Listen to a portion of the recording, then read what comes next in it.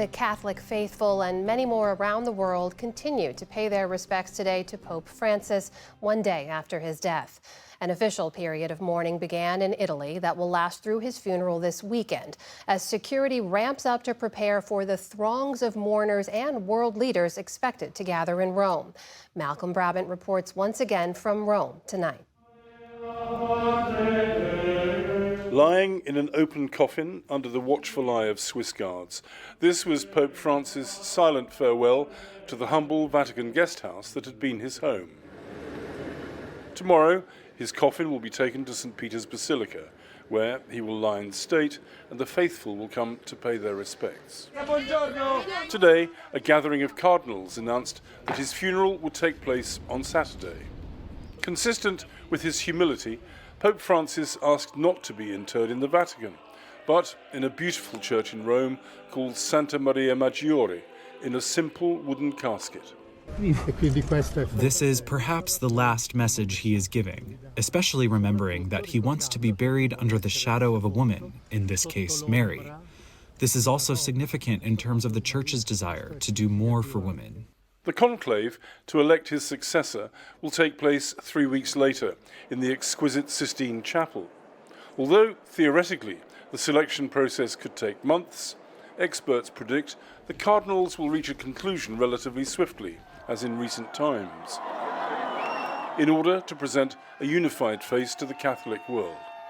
Although the conclave to elect the new pope is not going to begin until the middle of May, behind the scenes, the debate amongst the cardinals has begun in earnest. Those over 80 are barred from taking part in the election, but Vatican watchers are certain that they're using their influence to try to pressure their younger colleagues to bend to their will.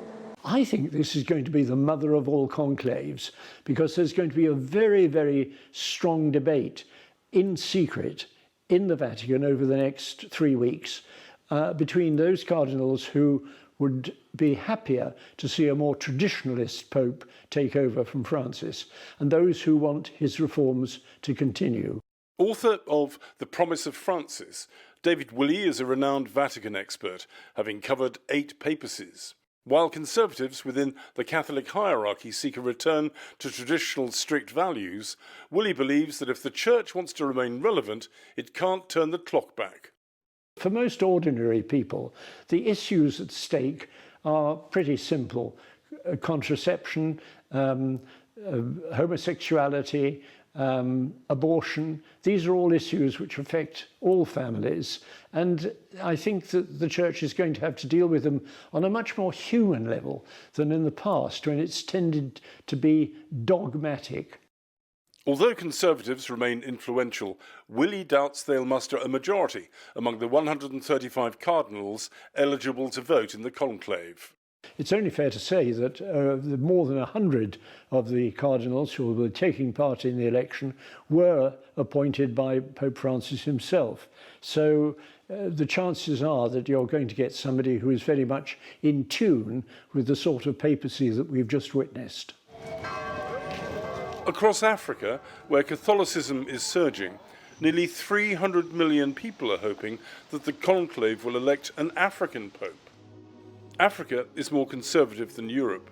Religious leaders there believe that a liberal agenda has contributed to the demise of the Church. Geoffrey Kuku is rector of Lady of Peace Basilica in Yamoussoukro, Ivory Coast. We pray to God that the new pope who will come will be an even more courageous pope, one who dares to make decisions against everything that is being spread in the name of globalization and civilization. So for the next pope who will come, my greatest wish is that he be a black man. As funeral preparations gather pace, Catholics are assessing Francis' legacy of groundbreaking leadership. I think he has helped the Church to remember, yes, we are an institution, but we are primarily a community. We're a community of people who are privileged to have belief in God and who journey with others who don't necessarily have that faith. But we journey together to try and make this a better world. And that, I think, is his legacy. It's to say, look, your faith is something that should push you and encourage you to be working with others for the betterment of our world. He was the first pope to endorse same-sex civil unions and called for the universal decriminalization of homosexuality. And while he raised women's profile within the church, Pope Francis maintained the status quo by ensuring the priesthood remained an exclusively male preserve. While his orders outraged conservative traditionalists, others argued that he didn't go far enough.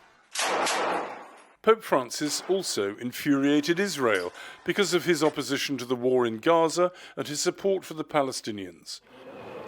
But today, in one of the most important shrines in Christendom, the Church of the Holy Sepulchre in Jerusalem, Patriarch Pier Battista Pizzaballa paid tribute to Pope Francis for advocating peace right until his death. With the beginning of the war, 7th of October, the connection was stronger, and especially, as everyone knows, he was very close to the community of Gaza, the parish of Gaza. He kept calling them every evening at 7, became for the community something stable and also comforting for them.